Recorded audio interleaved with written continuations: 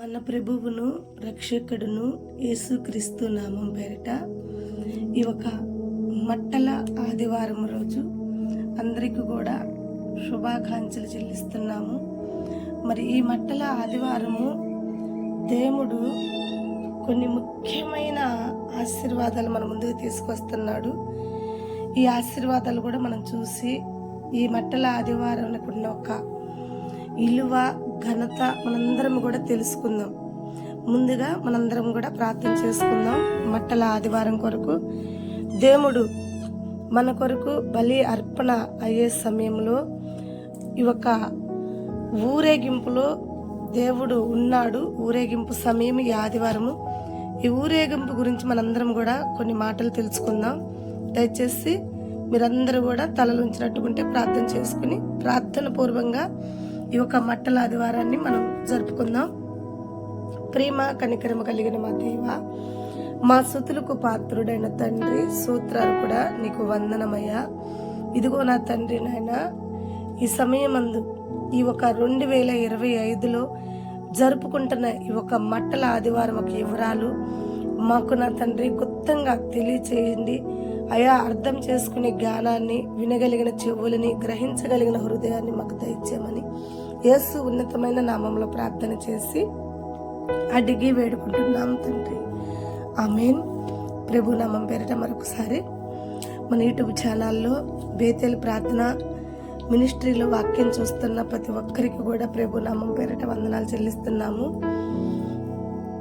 ఈరోజు వాక్యము ఈ మట్టల ఆదివారంకి వివరణలు మనం తెలుసుకుందాము. మట్టల ఆదివారం అంటే ఏంటి, దేవుడు ఈ ఆదివారంకి ఇంత ప్రత్యేకత ఎందుకు ఇచ్చాడు, ఈ ఆదివారాన్ని అనేక ప్రజలు సంతోషంగా సంబరాలుగా ఎందుకు చేస్తున్నారు అంటే, జీవం కలిగిన దేవుడు మనందరి కొరకు ఆకాశము నుండి భూమికి దిగి వచ్చిన సమయంలో ఎంతో పరిచర్య చేస్తూ 33.5 సంవత్సరం మన కొరకు జీవించి ఆయన వచ్చిన పనంతా కూడా ముగించి మరలా తిరిగి వెళ్ళే సమయం దగ్గరికి వచ్చిందని ఆయన బహిరంగంగా ఊరేగింపు చేస్తూ ఆయన ఒక శిలువ యాగాన్ని జ్ఞాపకం చేసుకుంటూ ఆయన వధింపబడుటకు వచ్చిన గొర్రె పిల్ల అని చెప్పి అందరికీ బహిరంగంగా తెలియచేసి ఆ సమయమందు దేవాతి దేవుడు ఊరేగింపు చేసిన సమయం ఇది. ఆ సమయంలో జరిగిన విషయాలు మనం చూసుకున్నట్టుకుంటే మనందరం కూడా దేవుడు ఆ సమయానికి ఆయన చివరి సమయంలో వాడబడిన వస్తువు గురించి మనం ఈరోజు చెప్పుకుందాం. ఆ చివరి సమయంలో వాడబడిన వస్తువు ఏంటి, ఆ వస్తువు ఒక ఇలువ ఏంటి అనేది మనం చూసుకుందాం ఈరోజు. జకరియా గ్రంథం 9వ అధ్యాయము 9వ వచనంలో మనం ఒక మాట చూస్తాము. జకరియా గ్రంథం 9వ అధ్యాయము 9వ వచనంలో, సియోను నివాసులారా బహుగా సంతోషపడుడి, యెరూషలేము నివాసులారా ఉల్లాసపడుడి, నీ రాజు నీతిపరుడై. చూడండి, మనం ఎంత చక్కగా ఈ ఒక 2 ఊర్లని దేవుడు ఎత్తిపట్టి తెలియజేస్తున్న మాటలు ఏంటంటే, 2 ఊర్లు చెప్తున్నాడు. ఒకటి, సియోను నివాసులేమో బహుగా సంతోషపడాలంట, యెరూషలేము నివాసులేమో ఉల్లాసంగా ఉండాలంట. ఎందుకు అలా ఉండాలంటే, మన రాజు వస్తున్నాడు, ఆయన నీతిమంతుడిగా ఉన్నాడు, రక్షణ తెచ్చేవాడుగా ఉన్నాడు, దీనుడుగా ఉన్నాడు. అయితే ఇక్కడ మనకి తెలుసుకోవాల్సిన వస్తువు ఏంటి, ఈరోజు ఆశీర్వాదాలు పొందుకున్న వ్యక్తి ఎవరు, ఆయన చివరి సమయంలో ఆశీర్వదింపబడింది ఎవరు అనేది మనం ఈరోజు తెలుసుకుందాము. ఇక్కడే చెప్తున్నాడు కదా, దీనుడుగా వస్తున్న ఆయన గాడిద పిల్లను వెంట పెట్టుకుని మీ వద్దకు వస్తున్నాడు అనే మాట మనం చూస్తున్నాం. చూడండి ప్రియమైన బిడ్డలారా, యేసయ్య ఎక్కాలంటే గుర్రమైనా వచ్చింది ఆ సమయంలో. ఎందుకంటే ఆయన గుర్రాన్నైనా తీసుకుని ఎక్కచ్చు, అది ఇంకా ఆయనకి గౌరవము ఘనత గుర్రం ఎక్కితే.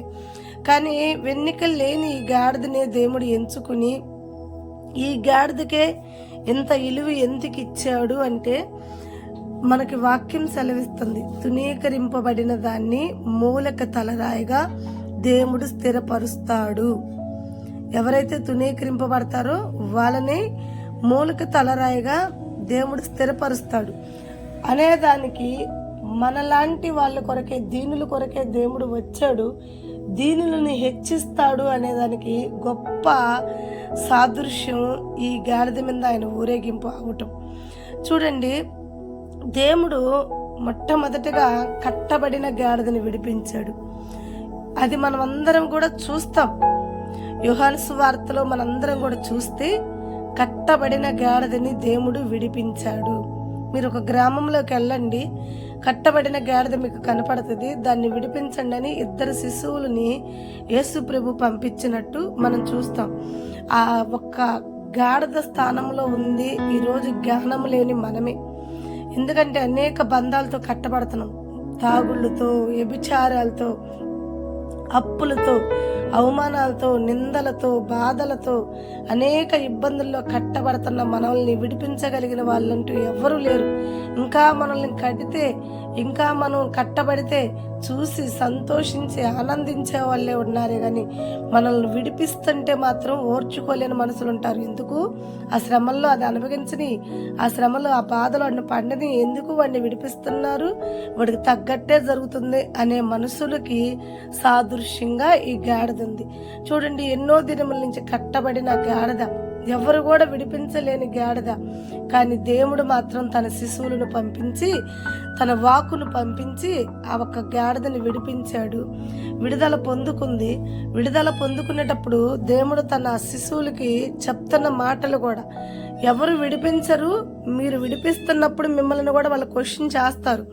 ఏంటి ఆ క్వశ్చన్ అంటే, మిమ్మల్ని ఎవరు విడిపించమంటున్నారు ఈ గాడిదని, దీన్ని మేము కట్టేసాం కదా, దీన్ని ఎందుకు విడిపిస్తున్నారని మిమ్మల్ని వాళ్ళు కొన్ని క్వశ్చన్ చేస్తారు. అయితే భయపడకుండా వాళ్ళకి ఆన్సర్ ఇవ్వండి. ఏంటి ఆ ఆన్సర్ అంటే, ఈ గాడిద యేసయ్యకి కావాలి, ఆయన ఈ గాడిదని ఎంచుకున్నాడు కాబట్టి ఈ గాడిద యేసు ప్రభుకి కావాల్సిన గాడిద కాబట్టి ఆయన విడిపించమన్నాడు, మేము విడిపిస్తున్నామని ధైర్యంగా చెప్పండి అని అన్నాడు. చూడండి ప్రియమైన బిడ్డలారా, సాతాను కూడా వచ్చి అనేక సమస్యలతో, అనేక బాధలతో కట్టబడిన మన జీవితాలను చూసి చాలా ఆనందపడుతూ, చాలా సంతోషంగా ఉంటూ, వాడొక సంకల్పంలో మనం ఉన్నామని, వాడొక శ్రమల మార్గంలో మనం ఉన్నామని చాలా సంతోషపడుతూ ఉంటాడు. అయితే దేవుడు తన వాక్యాన్ని మన వద్దకు పంపించి, తన ఒక ప్రవర్తనను మన వద్దకు పంపించి, సువార్తను మనకు అందేలా చేసి, దేవుడు మనం కట్టబడిన స్థితిలో నుండి, మనం ఏ స్థితిలో అయితే కట్టబడ్డామో ఆ స్థితి నుండి దేవుడు విడిపిస్తాడు. తన ప్రవర్తనలను పంపించి మరి మనల్ని విడిపించుటకు దేవుడు సమీపంగా ఉన్నాడు. తన వాక్కు ద్వారా, తన ప్రవర్తన ద్వారా మనల్ని విడిపించుటకు సమీపంగా ఉన్నాడు దేవుడు. అయితే దుష్టుడైన సాతాను అది ఓర్చుకోలేడు. సాతాను ప్రవర్తనని నానా విధంగా శోధిస్తాడు, బాధ పెడతాడు. మీరెందుకు విడిపిస్తున్నారు, మీరెందుకు రక్షిస్తున్నారని. అయితే దేవుడు చెప్పిన మాట విన్నారు కదా, అది దేవుడికి కావాల్సినది.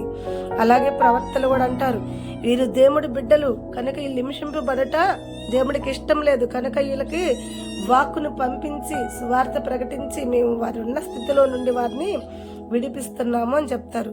అయితే ఈ గాడిద ఎంత గొప్ప ఆశీర్వాదాలు, 7 ఆశీర్వాదాలు ఈరోజు నేను గాడిదకున్న 7 ఆశీర్వాదాలు.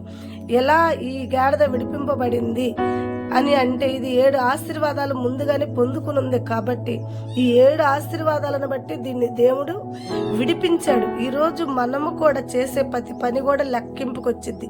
దేవుడు లెక్కేస్తుంటాడు మనం చేసే ప్రతి పని కూడా. ఆ దేవుడు లెక్కింపులో మనము కూడా ఈ గాడిద వల్లే ఉంటే తప్పకుండా మనమున్న స్థితిలో నుండి, మనమున్న పరిస్థితిలో నుండి దేవుడు మనల్ని విడిపించుటకు కూడా ఏమాత్రము వెనక్కి తీయక, దేవాతి దేవుడు నిన్ను నన్ను కూడా సమీపంగా విడిపిస్తాడు. విడిపించగలిగిన దేవుడే, మనం సేవిస్తున్న దేవుడు మనల్ని విడిపించగలిగిన దేవుడు. అయితే ఈ గాడిద ఎన్ని విధాలుగా ఉపయోగపడి ఈరోజు విడుదల పొందుకోవటానికి ఆశీర్వాదంగా ఉందో మనం చూద్దామా. మొదటిగా మనం చూస్తే గాడిదలో ఉన్న ఒక మొట్టమొదట ఆశీర్వాదం మనం చూద్దాం. అబ్రహాం కుమారుడైన ఇస్సాకుని కొండ మీద బలివ్వటానికి అబ్రహాం వెళ్తున్నప్పుడు అప్పుడు అబ్రహానికి సహాయపడిన గాడిదగా మనం ఈ గాడిదని చూస్తున్నాం ప్రియమైన బిడ్డలారా. చూడండి, అబ్రహాము ఆ సమయంలో తన కుమారుణ్ణి పరీక్ష కొరకు, ఆ పరీక్ష దేవుడు పరీక్షలో నిగ్గటం కొరకు వెళుతున్నప్పుడు అబ్రహానికి చాలా సహాయపడింది. అబ్రహాం కళ్ళకి గంతులు కడితే కట్టించుకుంది. అబ్రహాం కుమారుణ్ణి మోసింది. అబ్రహాం కుమారుణ్ణి ఎక్కడికి అబ్రహాం తీసుకుపోమన్నాడు అక్కడికి తీసుకుపోయింది. అబ్రహాంకి సహకారిగా ఉంది అని ఇక్కడ మనం ఈ గాడిద ద్వారా చూడొచ్చు. ఆదికాండం మనందరం కూడా చూసుకోవచ్చు. ఆదికాండం 22వ అధ్యాయంలో అబ్రహానికి సహాయం చేసిన గాడిద మొదటి ఆశీర్వాదం. రెండో ఆశీర్వాదం ఏంటంటే తప్పిపోయిన ప్రవర్తని గద్దించిన గాడిదగా ఉంది. అంటే తప్పు చేసిన వారిని గెదిమింది, గద్దించింది. అంతేకాదు దేవదూతలను చూడగలిగిన గాడిద అని చెప్పొచ్చు ఇక్కడ. ఆ తప్పిపోయిన ప్రవర్త ఎవరు? మనందరికి తెలుసు కదా, బిలాము. దేవుడికి వ్యతిరేకంగా ఇశ్రాయేల్ ప్రజల్ని శపించడానికి వెళుతున్నప్పుడు గాడిద మధ్యలో దేవదూతలను చూసి ఈ ఒక ప్రవర్తనని కాపాడాలని ప్రయత్నించినప్పుడు ఈ ఒక బిల్లాము అది తెలియని మూర్ఖత్వంతో డబ్బు అనే ఒక పొరలు కమ్మి గాడిదని, ఎందుకు గాడిద తప్పిపోతుంది, గాడిద ఎందుకు దారి తప్పిస్తుంది, ఎందుకు గాడిద వ్యతిరేకం చేస్తుందని కూడా ఆలోచించకుండా ఆ గాడిదని కొట్టడానికి ప్రయత్నిస్తాడు.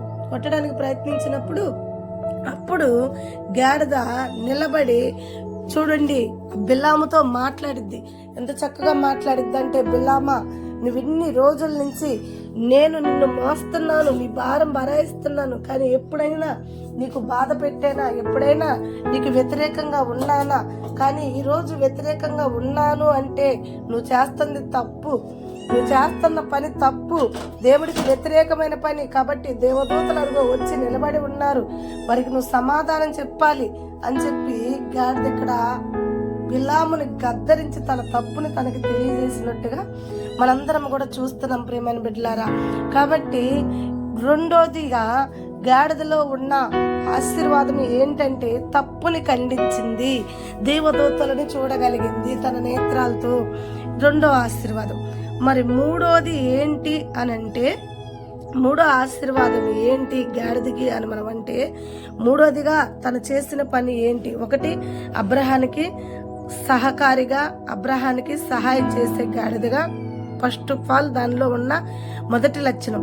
రెండో లక్షణం ఏంటి అని అంటే తప్పుని ఖండించే లక్షణము. ఇంకా అంతేకాకుండా దేవదూతలను చూడగలిగిన నేత్రాలు దానికి ఉన్నాయి దయచేసాడు దేవుడు. ఎందుకంటే అది ఎప్పుడైతే తప్పు అని ఖండించిందో దేవదూతలను చూడగలిగింది, దేవదూతల ద్వారా దర్శనం పొందుకోగలిగింది. మూడోదిగా తనలో ఉన్న ఒక లక్షణం ఏంటి అని మనం చూస్తే, మూడోదిగా చూడండి, దావీదు కొడుకైన అబ్షాలోము దావీదు మీద చాలా యుద్ధం చేసి తిరుగుబాటు చేసి ఎంతో ఘోరాతి ఘోరమైన పాపాలకి గురై ఉన్నాడు. అలాంటి వాడు యుద్ధంలో తప్పించుకుని పారిపోవటానికి గాడిదనెక్కాడు. గాడిదనెక్కినప్పుడు దొంగని పారిపోనీ లేదు, వాడికి శిక్ష పడేలా చేసింది. ఎలా చేసిందంటే ఈ గాడిద మీద వెళ్తున్నప్పుడు చిక్కుల్లో పడేసి ఒక కొమ్మకి యాలబడేలా చేసింది. చూడండి, ఇక్కడ కూడా గాడిద ఒక లక్షణము మనకు కనపడుతుంది. దేవుడికి వ్యతిరేకంగా, తండ్రికి వ్యతిరేకంగా ఉన్న కుమారుణ్ణి ఎమ్మటిని చిక్కుల్లో చేసి తన మరణాన్ని తన కళ్ళ ముందు నిలబెట్టి ఒక సైనికులకి శత్రువును పట్టించిన గాడిదగా ఇక్కడ కనపడుతుంది. చూడండి, ఇక్కడ కూడా తన విధేయత, తన పనితనం చూపించింది. మరి నాలుగోదిగా మనం చూస్తే ప్రవచనము కలిగిన గాడిద. అవును కదా, ఇప్పుడు మనం చదువుకున్నాం జకరియా గ్రంథంలో, మనం చదువుకున్నాం 9వ అధ్యాయం 9వ వచనంలో ముందుగానే ప్రవచించబడిన గాడిదగా ఉంది. జంతువులు అనేక ఉన్నాయి, కానీ అనేక జంతువుల గురించి కాదు ప్రవచించింది. నీ రాజు నీ వద్దకు వచ్చేటప్పుడు ఈ గాడిద మీదే వస్తాడని చెప్పి ప్రవచనం కలిగిన గాడిదై ఉంది. ఆరోదిగా రాజుని అభిషేకించుటకు సహాయపడిన గాడిదగా ఉంది. ఎలా అంటే మొట్టమొదట ఇశ్రాయేల్ ప్రజలకు మొట్టమొదట రాజు అయిన సౌలు ఈ గాడిదలని వెతకటానికి పోయినప్పుడే కదా సౌలుని సామేలు అభిషేకించి రాజుగా, ఇశ్రాయేల్ ప్రజల మీదుగా రాజుగా ప్రతిష్ఠించగలిగింది. అప్పుడు కూడా సౌలు రాజు అవటానికి కారణము కూడా ఈ గాడిదలే. ఈ గాడిద తప్పిపోబట్టే సౌలు ఈ ఒక్క సమూయేలు వద్దకి వెళ్ళగలిగాడు, సామేలు సహాయం తీసుకోగలిగాడు. ఈ లోపలే దేవుడు సమూయేలుతో మాట్లాడి ఇతన్ని రాజుగా నిలబెట్టాడు. ఎన్ని ఆశీర్వాదాలు, ఎన్ని మంచి లక్షణాలు ఈ గాడిదలో మనం చూస్తున్నామో చూడండి. అంతేకాకుండా ఆరోదిగా మనం చూస్తే దీనిలో ఉన్న 6వ లక్షణం ఏంటి అని మనం చూస్తే, ఇక్కడ మనం చూస్తే మనకందరికి తెలుసు, న్యాయాధిపతుల గ్రంథంలో సంసోను ఉంటాడు. తను శత్రువులందరూ కూడా చుట్టుముట్టి సంసోనుని చాలా ఇబ్బంది పెట్టే సమయం అది. అయితే అలాంటి యుద్ధ సమయంలో సంసోన్ కాడ ఒక ఆయుధము కూడా లేదు. ఇంక సంసోన్ అనుకున్నాడు, శత్రువుల చేతిలో నేను మరణం పొందుకోవాల్సి వచ్చిద్దేమో, అన్యాయంగా శత్రువుల చేతిలో నేను చనిపోతానేమో అనుకున్న సమయంలో, కానీ అలాంటి ఏ ఆయుధం లేని సమయంలో ఈ గాడిద దవడ ఎనుక ఈ ఒక్క సంసోనికి విజయాన్ని ఇచ్చింది శత్రువుల మీద. చూడండి, ఒక్క ఎన్నిక శత్రువులను పడగొట్టిందంటే అది మామూలు విషయం కాదు. అంటే ఇక్కడ జయాన్నిచ్చే గాడిదగా కూడా మనకి కనపడుతుంది. తను ఎక్కడ కూడా సోమరిగా కనపడలా మనకి. ఇప్పుడు మనం ఎన్ని దిక్కట్లు చూసామో అన్ని దిక్కట్లు కూడా సోమరిగా కనపడలా. అది వాడబడింది బైబిల్లో చక్కగా.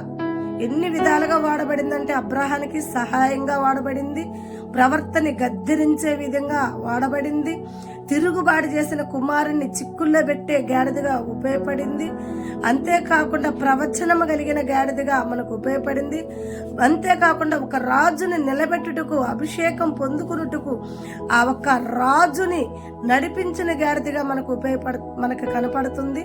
ఇప్పుడు ఆరోదిగా చూస్తే శత్రువులను పడగొట్టే గాడిదగా కూడా మనకి కనపడుతుంది. ప్రియమైన బిడ్డలారా, 6 మంచి లక్షణాలు కలిగి ఉంది కాబట్టి 7వదిగా మనం చూస్తే మన ప్రభువైన యేసుక్రీస్తుని ఊరేగింపు తన భుజముల మీద మోసిన గాడిదగా కూడా మనకి కనపడుతుంది. కాబట్టి ఎప్పుడైతే మన ప్రభువు ఆ గాడిద ఒక ఆశీర్వాదాలు, తన ఒక మంచి లక్షణాలు దేవుడు చూశాడు, అప్పుడే దేవుడు కూడా అనుకున్నాడు, దేవుడు కూడా నిర్ణయించుకున్నాడు, వెన్నికి లేని ఈ గాడిదని, కట్టబడిన ఈ గాడిదని విడిపించాలి. ఏ మనుషులైతే తనని కట్టేశారో ఆ మనుషులే తనకి పరిచర్య చేసేలా చేయాలి. కాబట్టి దాన్నే నేను సాధనంగా, దాని మీద నేను ఊరేగింపు అవ్వాలి. నాకు గుర్రాలు కాదు నాకు కావాల్సింది, ఘనత వచ్చే కాదు. ఇగో ఘనత లేని ఈ గాడిదకి నేను ఘనపరచాలి అని దేవుడు అనుకున్నాడు. కాబట్టి కట్టబడిన ఈ గాడిదని, అన్ని ఆశీర్వాదాలకి వారసురాలని ఈ గాడిదని జనాలు కట్టివేస్తున్నారు. ఈరోజు అంతే, మనం ఎన్నో ఆశీర్వాదాలకు వారసులమై ఉంటాం, కానీ దుష్టుడు మనల్ని కట్టేస్తాడు. మన బలహీనతలని పట్టి, మన బలహీనతలను వెత్తి పట్టుకుని వాడు అనేక సమస్యల్లో మనం కట్టివేసినప్పుడు, దేవాతి దేవుడు ఒక సమయం వచ్చినప్పుడు మనల్ని విడిపిస్తాడు. ఏ స్థితిలో నువ్వు కట్టబడి ఉన్నావో ఆ స్థితి నుంచి దేవుడు ఖచ్చితంగా నిన్ను విడిపించగలిగిన దేవుడు. అయితే నీ వద్ద దేవుడు చూసినప్పుడు మంచి లక్షణాలు కలిగి ఉండాలి. గాడిద చూడు ఎన్ని మంచి లక్షణాలు కలిగి ఉందో. అందుకే గాడిద అప్పుడు వరకు దిగంబరిగా ఉంది, అప్పుడు వరకు దాని ఇలువ ఎవరికి తెలియలా. అది ఇన్ని విధాలుగా ఆశీర్వాదాలు పొందుకుని ఉంది, ఇన్ని మంచి లక్షణాలు ఉన్నాయి అని చెప్పి ఎవరు గుర్తించలా. ఎప్పుడైతే యేసు ప్రభు తన మీదకి ఎక్కటం మొదలు పెట్టాలని చెప్పి దాన్ని విడిపించాడు, విడిపించిన ఎమ్మటనే దానికి వస్త్రాలు పట్టి దిగంబరతనం పోయింది, దానికి నూతన వస్త్రం వచ్చింది. అంటే వేదనకు బదులు ఉల్లాస వస్త్రం అనే మాట తన జీవితంలో నెరవేర్చబడింది. అలాగే తన పాదాలు తొట్టిరిల్లకుండా, తన పాదాలకు మన్ను అంటకుండా ఎమ్మటనే వాళ్ళు విలువైన వస్త్రాలు పరిచారు. కొబ్బరి మట్టలు, ఈత మట్టలు తీసుకొచ్చి దారి పొడుగుతో పరిచారు. ఆ ఒక గాడిద ఒక ఇలువ ఎంతగా పెరిగిందంటే అంచెలంచెలుగా పెరిగిపోయింది. దేవుడు అంతగా హెచ్చించాడు. ప్రియమైన బిడ్డలారా, ఈ రోజు ఈ మట్టల ఆదివారం రోజు దేవాతి దేవుడు మనందరితో మాట్లాడుతున్న మాటలు ఏంటంటే, ఒక వెన్నిక లేని గాడిదకి మాటనిచ్చాడు, సహాయంగా ఉంది. ఆ ఒక గాడిదని ఘనత ఇచ్చాడు దేవుడు. ఈరోజు మనకి కూడా ఘనత ఉంది. ఎందుకంటే మనం చేసిన గొప్ప కార్యాలు కూడా ఎవరు మనసులు గుర్తించలేకుండా ఉన్నారేమో, దుష్టుడు మనల్ని కట్టేస్తున్నాడేమో, కట్టబడిన మన స్థానంలో మనకు ఇలువ జనాలకి తెలియకుండా ఉందేమో, కానీ నీ ఇలువ తెలిసిన వాడు నీ దేవుడు ఉన్నాడు. కాబట్టి నీ ఇలువ, నువ్వు చేసిన పరిచర్య, నువ్వు చేసిన మేలులు ఏది కూడా దేవుడు దాచిపెట్టడు. ఒక దినమున వాటిని బహిరంగంగా దేవుడు వాటిని సాక్ష్యంగా బయటికి తీసుకొస్తాడు.